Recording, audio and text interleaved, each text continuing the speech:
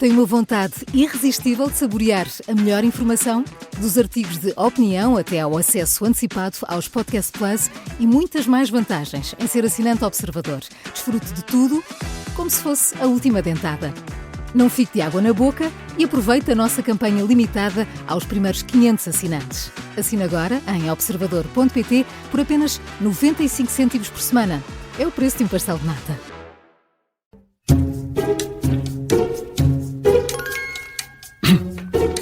Este é o som da Comissão de Inquérito das Manhãs 360. Esta quinta-feira recebemos Luís Filipe Pereira, antigo Ministro da Saúde, nos governos de Durão Barroso e Pedro Santana Lopes. Bom dia, bem-vindo. Bom dia. Fez assim que sim com a cabeça à música. É tipo, género. Sim, a música, o tom agrada. É apropriado. Coloca-nos logo lá. Sabe como é que funciona? São 5 perguntas.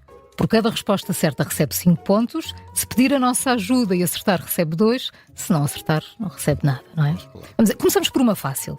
Quantas mulheres ocuparam até hoje o Ministério da Saúde, contando com a atual Ana Paula Martins? Ia fazer contas alto, não é? Pode pensar alto, assim os ouvintes vão ouvindo. Portanto, Leonor Beleza, Ana Jorge, Marta Temido. Sim. Há mais uma. Ana Paula Martins, que conta também. Sim. Claro. Faltam. Depois há uma que tem o nome de um bairro de Lisboa. Já vai em 4. Já vou em 4. Sim. Já não falta tudo. Já não falta. A Manuela Cães, creio eu. Sim. Ainda. Exatamente. E ainda. Aquela do nome do bairro Lisboeta. É que falta, não é? Há mais uma. Agora já estamos a dizer quanto. Há pelo menos mais uma. É socialista. Ainda por cima eu sou de Lisboa. Exato. E quando eu lhe disser, se não se lembrar, quando eu lhe disser, vai dizer, pois é. É essa, não é? É essa. Que é socialista. Podemos dar mais uma dica, não é? Onde está um... Roseira. Com certeza. Com certeza. A Maria de Belém, claro. 6. 6. Ana Paula Martins está isenta de culpa nesta polémica que envolve o ex-diretor do SNS, Gandra de Almeida.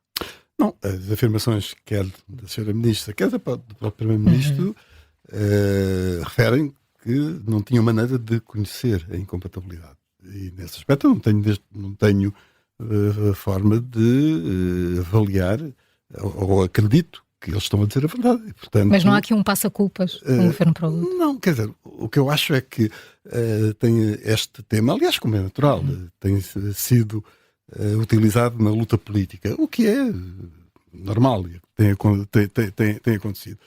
E estes argumentos que nós assistimos são basicamente argumentos que eu diria, repetindo, que se inserem na luta política. Acho que deveremos deixar passar o tempo, não muito tempo, como é óbvio, para que o IGAS, ou seja, a Inspeção-Geral de Saúde, possa dizer publicamente o que é que aconteceu, porque é a única entidade que, de uma forma legal, que é a entidade legalmente competente para esclarecer e para ter uma decisão sobre isso. Eu acho que é um pouco bom senso deixar passar o tempo, não muito tempo, obviamente, isto tem que ser esclarecido com alguma brevidade, mas deixar que o IGAS venha dizer o que é que, na sua opinião, porque é, eu repito, o órgão legalmente competente para o esclarecimento público. E Álvaro Santos Almeida é uma boa escolha para ficar à frente da Serviço Nacional de Saúde? Eu penso que sim, eu penso que ele tem um bom background nesta área da saúde, é professor, como nós conhecemos na Faculdade de Economia do Porto, também lecionou um mestrado nesta área da saúde, é uma pessoa que já teve funções de direção na entidade reguladora da saúde. Já agora deixem-me só uma curiosidade, como sabem, fui eu na altura foi no meu tempo que foi criada a entidade reguladora de saúde, foi o Rui Nunes o primeiro presidente, e ele depois já não fui eu que o nomeei, já foi, creio eu, que o António Correia de Campos. Mas, portanto, tem experiência, para além disso, também adquiriu experiência na Administração Regional de Saúde. Portanto, é uma pessoa com experiência do terreno, com conhecimentos do setor. Agora, é óbvio que as suas características pessoais também vêm ao de cima, da sua capacidade de liderar uma equipa, e eu acredito que sim. Portanto, vamos esperar, e eu penso que é uma boa escolha. E é uma boa opção esta arquitetura de uma direção executiva do SNS e de um Ministério da Saúde. A discussão agora também passou muito para aí. Ainda bem que me coloca essa questão, porque me dá um ensejo de dizer algo que eu gostaria de referir. Eu próprio, muito antes do governo do Partido Socialista ter colocado no terreno esta estrutura, já eu tinha escrito sobre isso. Aliás, da minha área política, fui eu praticamente o único que já muito antes da criação da ação executiva vinha alertando e advogando a necessidade de uma estrutura como esta. Está escrito até num livro em que eu participei com vários autores, tenho N artigos publicados na comunicação social. E porquê? A máquina da saúde é uma máquina muito complexa e de grande dimensão. São 150 mil pessoas. Tem um orçamento neste momento se aproxima dos 17 mil milhões. Depois, como nós sabemos, a gestão de recursos humanos na área pública tem grandes deficiências. Aliás, e muitos desafios, muitas dificuldades. A meu ver, é uma das causas da ineficiência do Serviço Nacional de Saúde. Também publiquei um artigo há pouco tempo sobre isso. Portanto, faz todo o sentido e é necessária a estrutura que existe hoje da direção executiva, independentemente de ter sido um Partido Socialista a criá-la. Faz sentido. Agora, se me pergunta... Mas tem resolvido os problemas? Pronto, agora, se me pergunta o que é que tem acontecido, já há algo que ninguém tem agora referido, que eu gostava também aqui de dizer. A estrutura que foi criada, a direção executiva, que eu chamava a criação de um CEO, a meu ver, precisa de uma alteração e até com algum significado. O que é que eu quero dizer? As competências do CEO não foram bem desenhadas. Até agora, isso não foi grande obstáculo. Isto que tem acontecido tem a ver com outros aspectos, já lá vou. Portanto, eu acho que é de manter a direção executiva. Ela é necessária. Aliás, existe nos outros países, fundamentalmente nos países que têm um modelo de serviço de saúde como o nosso, a começar pelo National Service inglês, de onde nós tiramos o modelo, que já tem há muitos anos. Aliás, como regra, todos os países que têm um modelo como o nosso, que chama-se, desculpem o termo, Beveridge, ou seja, o modelo inglês, os dinamarqueses, por exemplo, todos eles têm esta figura. Portanto, vamos dissociar entre o que é a estrutura que precisa de ser melhorada, do desempenho do titular que naquele momento está a geri-la. Portanto, eu acho que, digamos, tem aparecido agora afirmações, não sei o que mais, vamos acabar com a estrutura. A estrutura não tem a ver com o que tem acontecido. Mas agora o Governo já lhe retirou algumas competências, não posso dizer se esvaziou, mas retirou-lhe muitas das competências. As competências é um aspecto importante. Já agora, deixe-me só 2 minutos para me falar sobre isso. No fundo, o que nós necessitamos do que é de uma liderança que, portanto, que tenha uma equipa que possa gerir um conjunto muito largo de recursos, quer humanos, já referi, quer financeiros, quer físicos. Temos centenas de lugares de prestação de cuidados de saúde, quer na área dos cuidados primários, vulgo centros de saúde, quer nos hospitais, e para isso precisamos de uma equipa. E precisamos do quê? Precisamos de uma distinção entre do nível político e do nível operacional e técnico. E, a meu ver, o CEO, o diretor executivo, tem que ter poderes quer nas áreas dos recursos humanos, quer na área financeira, quer na área dos recursos físicos. Bom, e quando foi criado, não está bem clarificado onde começam os poderes do diretor executivo e, por exemplo, da ACSS, da Administração Central de Cuidados de Saúde, ou até da SPMS, dos Serviços Partilhados da Saúde. Há aí algo no início que foi mal desenhado e tem que ser corrigido. Na minha opção, isto está escrito, digamos, eu sempre pensei num CEO que presta contas ao responsável político, mas que tem autonomia, eu até iria mais longe, autonomia que está escrita na legislação em termos operacionais e técnicos para fazer funcionar, para entregar, passo o termo, para entregar resultados. Muito bem. Vamos à próxima pergunta. Ainda aqui na área da saúde, qual é que é o número da linha SNS 24? 824. Como? Diga lá melhor. 800... 800 e 24. O 24 está bem, mas 20... não é só 800. 808, peço desculpa. É sinal de que não precisa. Não, aliás, não precisa. Por acaso já utilizei, infelizmente, uma das vezes, mas isto também tem a ver com, se me permitem esta expressão, é porque eu sou daquelas pessoas que só muito recentemente isto, só há 2 meses é que tenho médico de família. Faz parte desse numeroso grupo. Eu tenho uma vida profissional de há 50 tal, 60 anos. Portanto, só há 2 meses é que tive médico de família.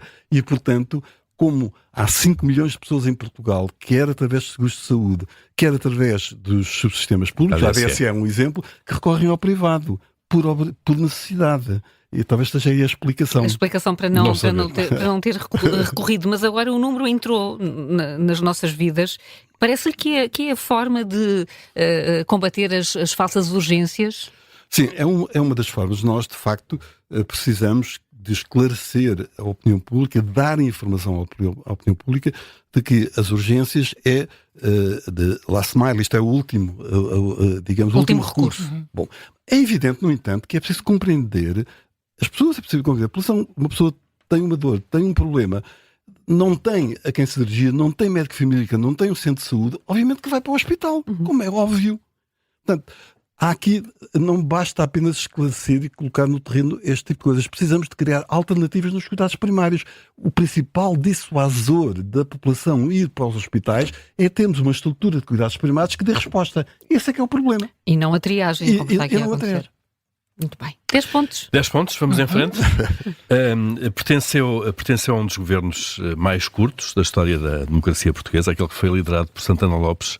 Ela recorda-se quantos meses é que durou esse governo? Durou de junho... Vamos lá contar, então.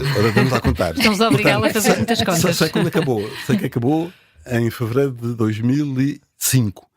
E creio eu que o José Manuel Durão Barroso foi para Bruxelas em junho de 2004, se não estou enganado. Julho, agosto, setembro, outubro, novembro, dezembro, janeiro, fevereiro. Quanto é que disse? 7 meses, creio eu. Foram 8, acho que podemos considerar, se contarmos bem estas contas de julho a fevereiro, foram 8 meses que eu contei aqui pelos dedos. Acha que o governo atual tem condições para cumprir a legislatura no quadro parlamentar presente? Bom, é um quadro parlamentar muito instável neste momento, porque o partido que está a governar, portanto o Partido Social Democrata, não digo que não tem aliados naturais no Parlamento. E, portanto, é obrigado a apresentar iniciativas e a discuti-las quase caso a caso. Peça a peça. Peça a peça.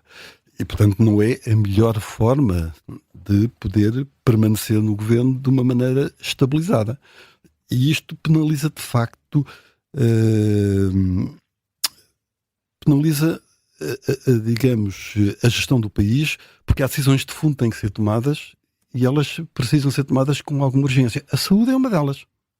E não estão a ser tomadas medidas de fundo? Não, porque, ao fim e ao cabo, acabam por se diluir, sobretudo na opinião pública, nesta luta política, eu digo isto, dizes aquilo, e as pessoas, quando ouvem estas coisas, as pessoas estão basicamente preocupadas em chegar ao final do mês, por exemplo, e terem dinheiro para o final do mês, do emprego do filho, por exemplo. E este bruabado, este do passa-culpas, acaba por ter um efeito que são todos os mesmos. Isto não há diferença. E não é verdade.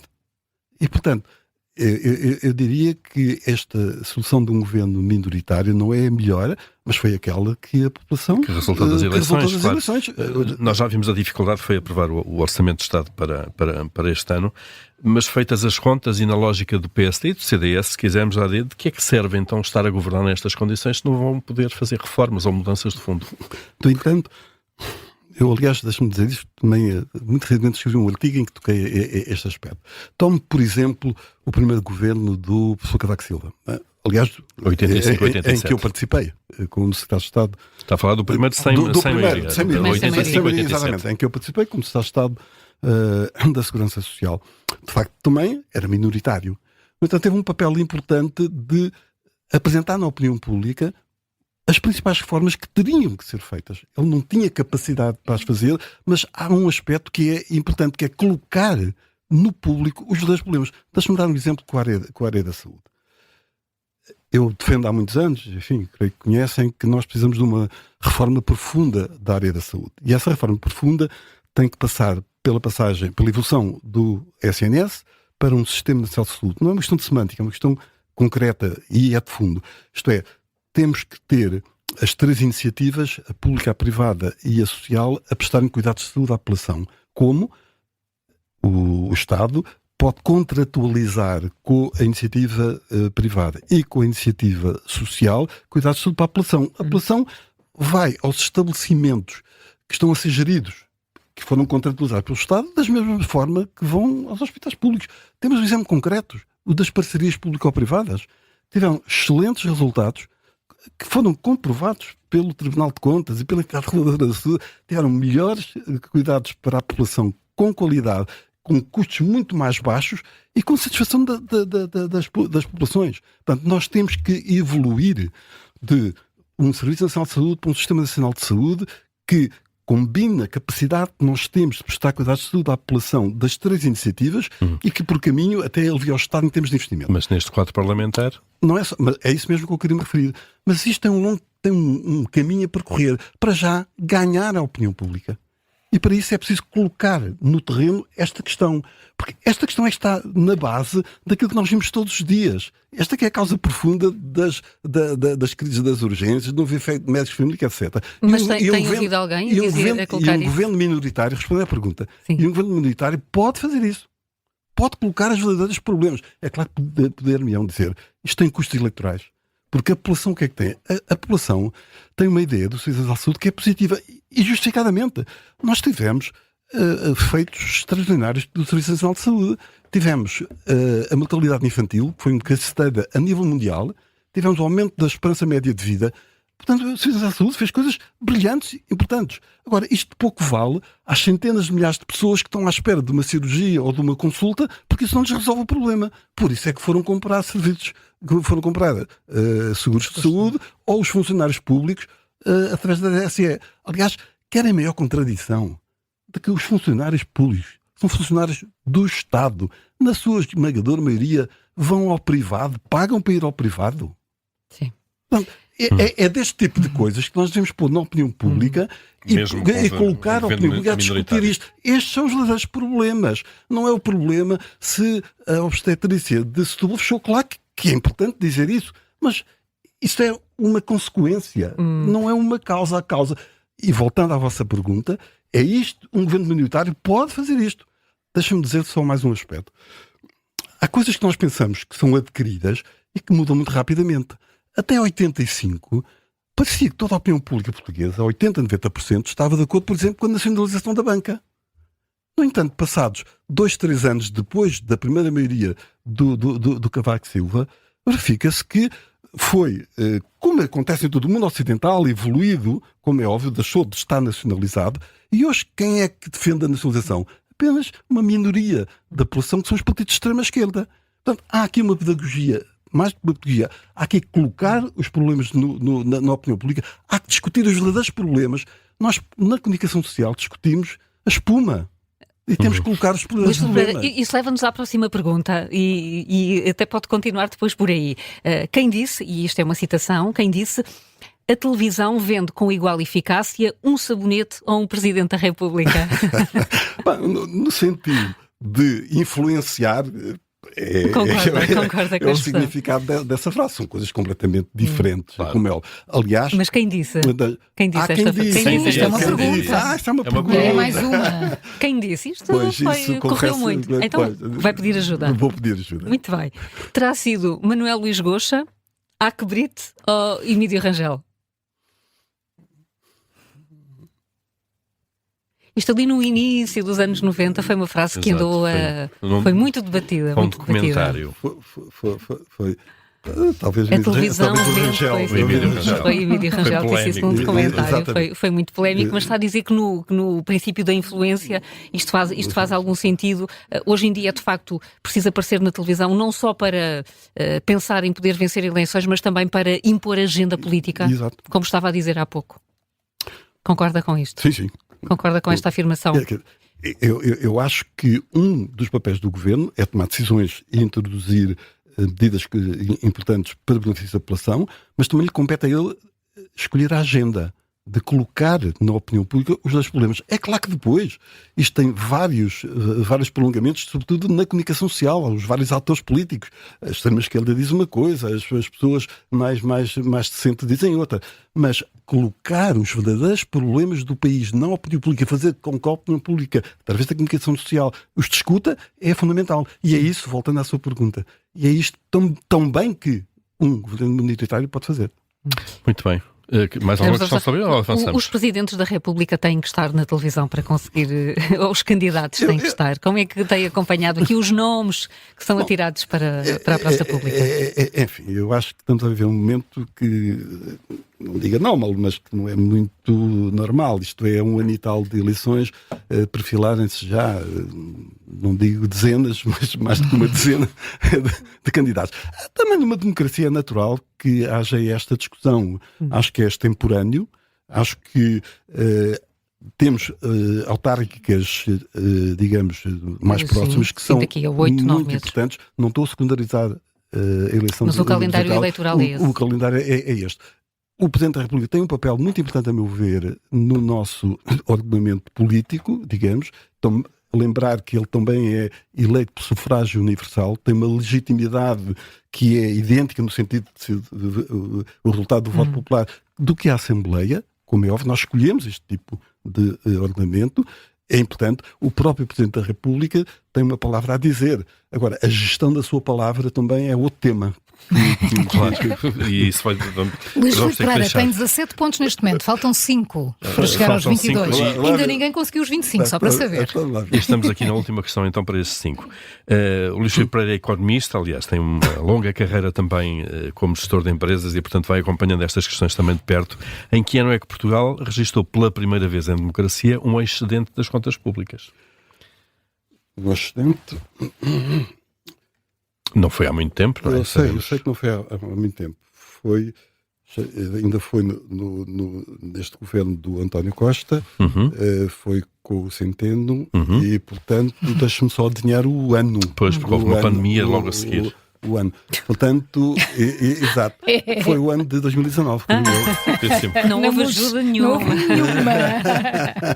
Certíssimo. E foi um excedente de 0,2%. Falou de Mário Centeno, foi ele, o Ministro das Finanças, que chegou a este resultado. Acha que esse assunto está agora a ser discutido? Mário Centeno deve e merece continuar como Governador do Banco de Portugal? Bom, essa é uma decisão que compete ao Governo, aos Ministros das Finanças e ao Primeiro-Ministro, claro, como é óbvio. E tem que ser uma pessoa de perfil técnica também, mas também uma pessoa que, quando intervenha na esfera pública, seja tomada com a sua palavra como uma forma equilibrada, mas sobretudo que, até porque ele também tem responsabilidades perante o Banco Central Europeu, responsabilidade no sentido de participar nas reuniões e também tem uma palavra quanto às decisões do Banco Central Europeu. Portanto, o que eu acho é que eu só conheço estas reações pela comunicação social. Se é verdade o que tem havido na comunicação social, houve algumas comunicações do atual Governador do Banco Central que, a meu ver, talvez não fossem necessárias e que, pelo menos na opinião pública, apareceram como uma dissintonia, para não dizer outra palavra, de oposição à ação do Governo. Se assim é, obviamente que nenhum governo se sente confortável. Mas pode ser o exercício de independência. Sim, também pode ser. Mas, mais uma vez, o governo tem que ser aí, é o principal ator, digamos. Ele é que vai propor, portanto, a continuação ou não, ou a substituição. E obviamente, não há cargos vitalícios, como é óbvio. Eu próprio já tive em várias funções públicas, entrei e saí. E, portanto, o que me interessa é que a pessoa que lá esteja seja uma pessoa capaz de tomar decisões e que, obviamente, também colabore com o principal decisor político, que é o Governo. Muito bem. Ficamos está feita a sua missão, a sua comissão de inquérito. Muito obrigada por ter aceitado o convite. Não chegou aos 25. Não, mas ninguém chegou aos 22, ainda ninguém chegou. Aliás, 22 é o máximo até agora, não é? Há várias pessoas que lá chegaram. Passou com distinção. Muito obrigado. Gostamos muito de ter connosco. Muito obrigada por ter aceitado o convite.